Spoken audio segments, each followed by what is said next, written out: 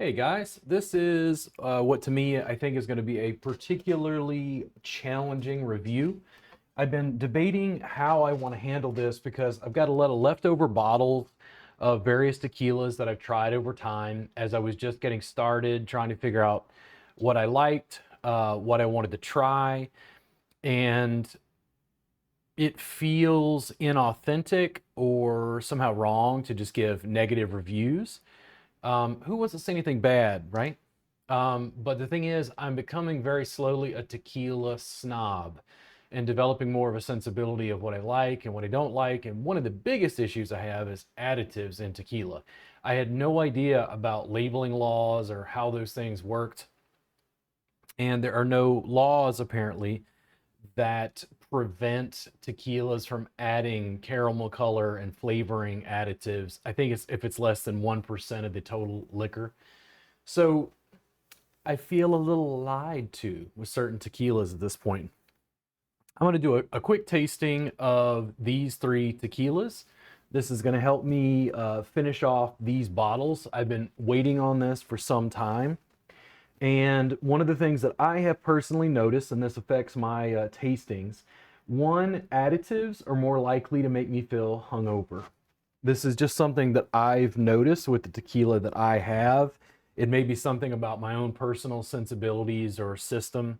I really like Blancos. I found over time that even añejos, and I will love good sipping tequila. I will never turn down a reposado or an añejo, which is an aged. Reposado just means rested, by the way. But one of the things I noticed is if it has additives, I'm more likely to feel slightly hungover. It almost has like a chemically mouth feel to me. And though I can't say that my nose and taste buds are strong enough to be able to know exactly every time by taste and smell alone whether it's got additives, I feel a little lied to. And the reason why is because you're adding things to the beverage to mask impurities, to mask things that, frankly, you've got a slightly less quality product that you're adding additives to like make it uniform and palatable. And I'm not so excited about that. But anyway, let's go ahead and go through with the tastings. I want to go ahead and I think I'm going to sample the Camarena first. We'll go through this and I'll give you a little bit of each. And I'm going to try not to go crazy here because if I drink too much, well, that'd be a messed up review. And it actually has a very lovely nose. A little bit of alcohol, almost like rubbing alcohol at the front, but there's a little bit of almost like honeysuckle or melon. A little honeydew maybe. And let me pour the others as well. That way I can taste them side by side and we can get just the aromas. I want to make sure not to get them confused. And I'll be anxious to, like I said, kind of get these bottles out of the way because I want to sample a bunch of new ones. I've become quite the tequila snob, getting very picky about what I drink. I've become that guy at a party, but fortunately, I hopefully will make the income I need to be able to throw tequila parties and let people sample the stuff that I like specifically. Make sure you can see all those really well.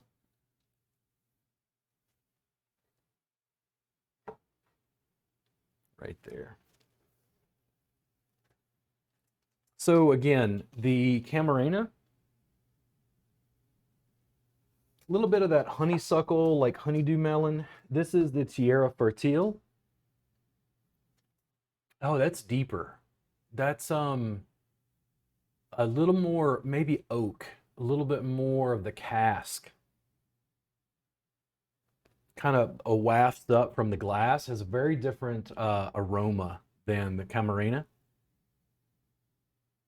Yeah, a little more oak.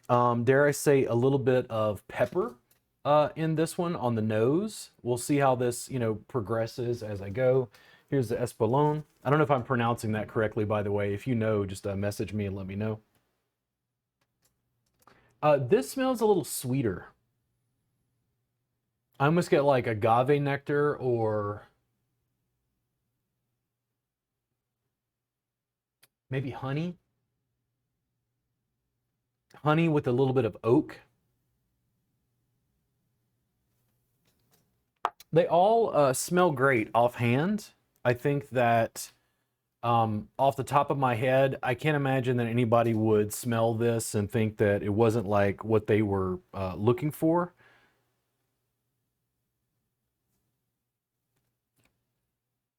It's very aromatic, and let's go through this one last time just because I want to do this again. And yeah, this is lighter and more floral, more like that melon kind of sweetness. The Tierra Fertil for sure is a little bit more of that oakiness that I talked about. And the Camarena, sorry, not the Camarena. The Espolon. Yeah, just a little bit sweeter, almost like clover honey. For some reason, I'm thinking like palm sugar a little bit. I think I said agave nectar last time, but it's got a sweeter, almost like syrupy aroma to it. All right, so let's try the actual tasting process here. Here goes the Camarena.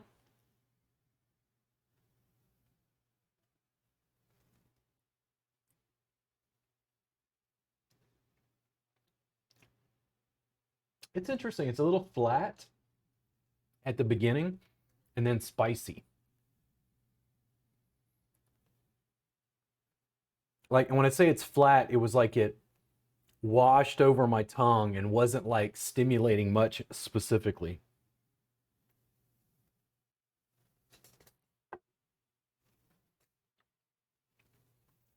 It's thin almost. The way it coats over my tongue. I mean, I don't think bad. It's not something that I'm like, oh, this is gross. I would never drink this. But I do know that I've had enough at this point that I've become a snob, which means is my favorite? No. And I'll show my favorites over time. Let's try the Tierra Fertil, see what we think. Again, that little bit of oakiness. I don't get the sweet notes that I do from the Camarena. This is the Tierra Fertil.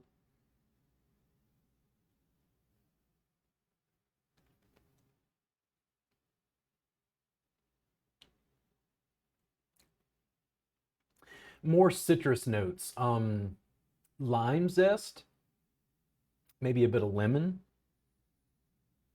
I don't taste amazing oakiness. I get it more in the nose, but I don't get it on my taste buds.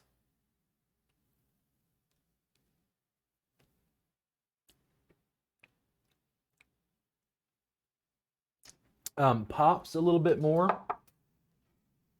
A little bit more notes of agave. And again, this is just me, sampling as I go. Let's try the Espolon. Syrupy.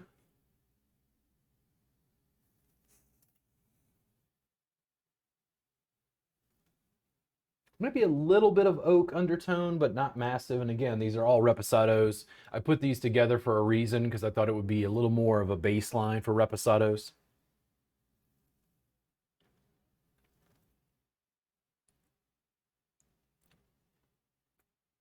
Wow, interesting.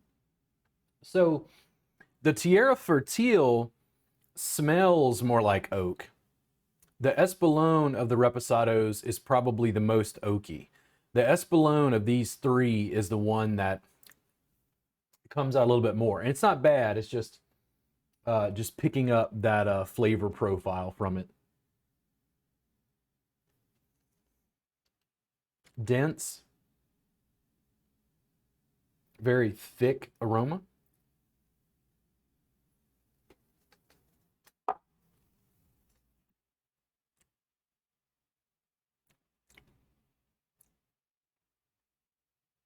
Yeah, definitely. I think the Espolon, I think this has the strongest woody flavor of these three tequilas. I think if I had to say offhand, if I was going to drink it on its own, I guess as a sipper, um, I would probably go with the Camarena. And this is, again, this is just me. If you disagree with this, you like other tequilas, please let me know. But it's also just due to my taste buds and preferences. I think at the moment, as I'm tasting these, I would probably prefer this if I was just going to sit and sip. These other two, I'd probably be more likely to use in like mixed drinks for friends to go ahead and finish off these bottles. Increasingly, what I've gotten into is sipping tequilas. I really want the tequila to stand on its own as something that I want to sit down and savor. That being said, I probably will not buy any of these bottles again. Um, I'm becoming a snob, and that's where I want to bring you to. Are you ready? Here we go. Tequila Matchmaker. I just downloaded this. The Tequila Collective and another gentleman on TikTok whose name I cannot recall. I followed them on TikTok doing tequila reviews, so I'm able to look up various tequilas. One of my favorites, in my top 5 of what I've sampled so far, is the Fortaleza Blanco. And I'm going to pull that up real quick so you can see this. So one of the things I've noticed, and I have this app on my phone, this is their actual website, but you're getting all these tastings, reviews that you can access through Tequila Matchmaker. I'll put the link down below this video so you can find it.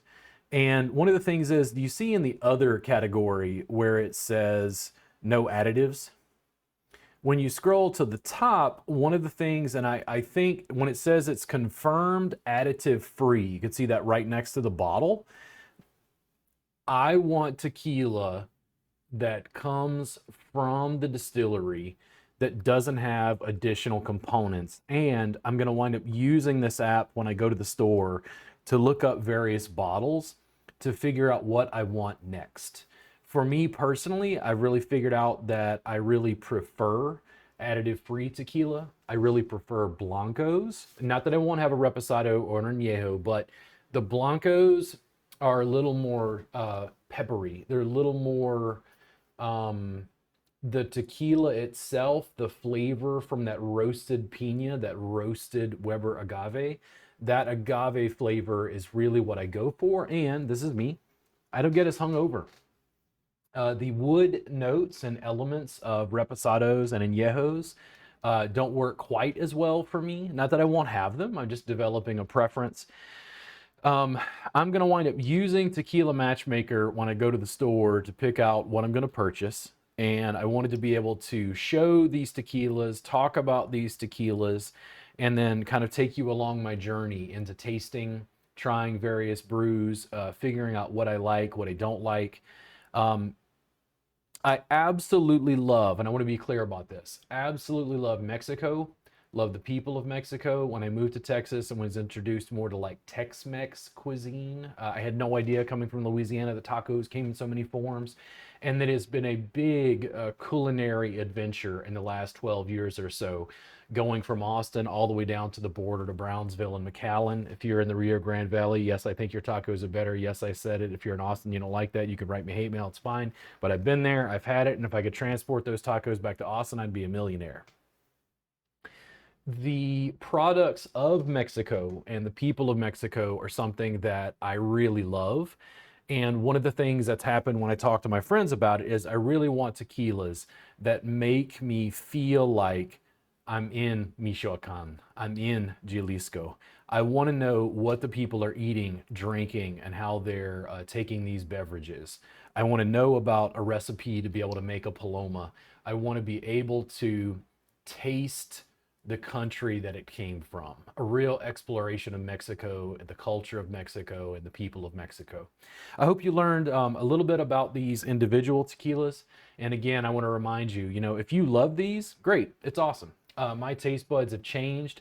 I'm not as crazy personally about the Reposados and Añejos, and maybe there's some that I just haven't tried yet that I will like. But I'm going to continue my exploration primarily of Blancos, though I do have some other bottles similar to this that I'm going to test out. I hope you guys got something you can use, and I hope that you check out That is Tequila Matchmaker. Let me see if I scroll to the top. Yeah, Tequila Matchmaker. You can download that for your phone. I'll make sure there's a link underneath. You guys have a great day. And I appreciate you, and I'm glad you could work with me on these tastings. I'll see you again very, very soon on Salud with Robert Gardner.